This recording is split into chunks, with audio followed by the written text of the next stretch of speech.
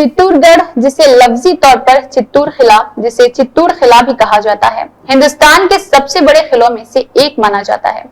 ये यूनेस्को का आलमी सकाफती विरसा है। किला मेवाड़ का दारुल हुकूमत था और मौजूदा शहर चित्तूरगढ़ में वाक़ है। ये 180 मीटर ऊंचाई में एक पहाड़ी पर फैली हुई है, जो दरिया बेराज से बह जाने वाली वादी के मैदानी इलाकों के ऊपर 280 एकड़ के रकबे पर फैली है। किला 65 तारीखी ढांचे का अहाता करता है, जिसमें 4 महलात, 19 बड़े मंदिर, 20 बड़े आबी ज़खायर, 4 यादगारें और चंद फतह के मीनार शामिल है।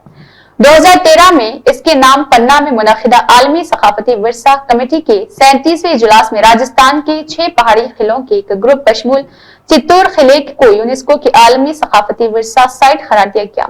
रियासत राजस्थान के जनूबी हिस्से में वाक़ ये 233 किलोमीटर अजमेर से दिल्ली और मुंबई के दरमियान नेशनल हाईवे 48 पर सुनहरी चौकोर की सड़क की नेटवर्क में है। चित्तूरगढ़ और इसके अलावा जहां कौमी शाहराह नंबर 75, 76, 69 आपस में मिलते हैं, किला अचानक इर्द गिर्द के मैदानी इलाकों से ऊपर उठता है और 2.8 किलोमीटर के रकबे पर फैला हुआ है।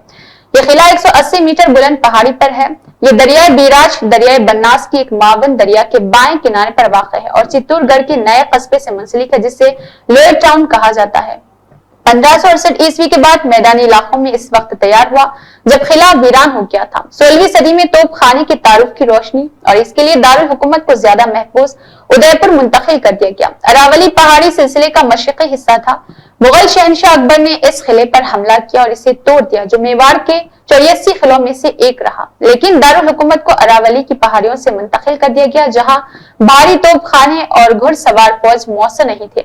नए कस्बे से 1 किलोमीटर से ज्यादा लंबाई की घूमती हुई पहाड़ी सड़क किले के मगरबी सिरे के मरकजी दरवाजे की तरफ जाती है, जिसे रामपुल कहते हैं। किले के अंदर एक सर्कुलर सड़क किले की दीवारों के अंदर वाक़े तमाम दरवाजों और यादगारों तक रसाई फराहम करती है। इस किले में जो कभी 84 आबी ज़खायर पर फख्र करता था, अब उनमें सिर्फ 22 ही रह गए हैं। ये आबी ज़खायर कुदरती और बारिशों से खुलते हैं और उनमें 4 बिलियन लीटर का मुश्तरका जखीरा है, जो 50,000 की फौज के पानी की जरूरियात को पूरा कर सकता है। सप्लाई 4 साल तक चल सकती है। ये आबी ज़खायर तालाब, कुएं, कदीम कुओं की शक्ल में है। चित्तूरगढ़ गढ़ का मतलब किला होता है, असल में चित्तूर कोट था। इसे मौर्य के हुक्मरां चंद्रांगदा मूरी ने तामीर किया था। एक रिवायत के मुताबिक इस किले का नाम इसके बनाने वाले से लिया गया है। जमलपट्टा झील के किनारे पर 9वीं सदी के कई छोटे बुत स्टोपास रस्मुल खत पर मबनी पाए गए थे। कहा जाता है कि गहीला हुक्मरां बप्पा रावल ने 1728 ईस्वी या 734 ईस्वी में किले पर कब्जा किया। एक बयान में कहा गया है कि इसे किला जहेज में मिला था। लेजेंड के दूसरे विजन के मुताबिक बप्पा रावल ने मौर्य से किले पर कब्जा किया। मौर्य आरसी मजमदार का नजरिया है कि मौर्य चित्तूर पर हुकूमत कर रहे थे जब अरबों ने 725 ईस्वी के आसपास शुमाल मगरबी हिंदुस्तान पर हमला किया था। अरबों ने मौर्य को शिकस्त दी और इसके नतीजे में एक शिकस्त हुई, जिसमें बप्पा रावल भी शामिल थे। आरबी सुमानी ये नजरिया पेश किया गया है कि बप्पा रावल नागा भट्टा अव्वल की फौज का एक हिस्सा रहा।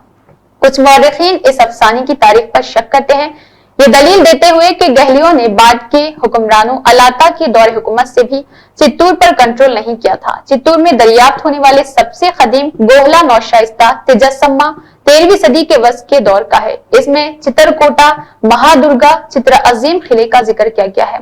अलाउद्दीन खिलजी के हुक्म के तहत 1251 और 1258 के दरमियान बलबन ने बार बार लश्करों को चित्तूर किले के साथ साथ रणथंभौर और बंडी किलों पर हमला करने और मुहासरा करने की क़ियादत की थी। 1303 में दहली सलातीन या दहली सुल्तानों के हुक्मरान अलाउद्दीन खिलजी ने चित्तूरगढ़ को फतेह करने के लिए एक फौज की क़ियादत की, जिस पर गहीला बादशाह रणथस्मा की हुकूमत हुई थी। अलाउद्दीन के 8 माह के तवील मुहासरे के बाद चित्तूर पर कब्जा कर लिया गया। इसके दरबारी अमीर खुसरो के मुताबिक इसने इस फतेह के बाद 30,000 मुकामी हिंदुओं के कत्ल आम का हुक्म दिया। कुछ बाद के अफसानों में बताया गया है कि अलाउद्दीन ने रतसम्मा की खूबसूरत मलिका पदमनी को पकड़ने के लिए चित्तूर पर हमला किया था, लेकिन ज्यादातर जदीद मौरखीन ने उन अफसानों की सदाकत को मुस्तरद कर दिया। दास्तानों में यह भी बताया गया है कि पदमनी और दीगर खवातीन ने जौहर इस्तेमाई खुद सोजी के जरिए खुदकशी की। मौरिक कशूरी सरनलाल का कहना है कि अलाउद्दीन की फतेह के बाद चित्तूरगढ़ में जौहर हुआ, हालांकि वो पदमनी के अफसाने को गैर तारीखी करार देते हैं। दूसरी तरफ मौरिख बनारसी प्रसाद सक्सेना इस जौहर की दास्तान को बाद के मुसन्निफीन की मन घड़त तस्वुर करते हैं, क्योंकि खुसरो ने चित्तौड़गढ़ में किसी जौहर का जिक्र तो नहीं किया। हालांकि इसने रणथंभौर की इब्तिदाई फतह के दौरान जौहर का हवाला दिया था।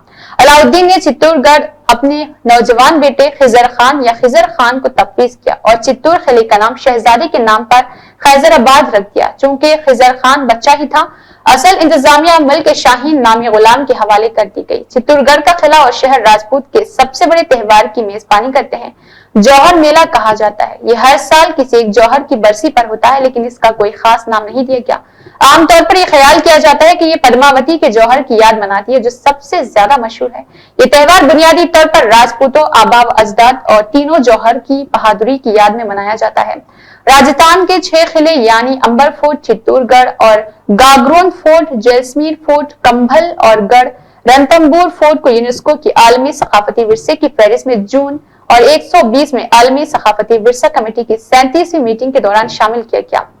सीरियल सकाफती जायदाद के तौर पर इसे तस्लीम भी किया जाता है। राजपूत फौजी पहाड़ी फने तामीर की 2 मिसालें इनको दी गई थी। जंगल बुक से कोल प्लेस का तबाहशुदा शहर, जहां मरकजी किरदार मोगली को बंदर लाख के जरिए अगवा करने के लिए बाद में लिया जाता है।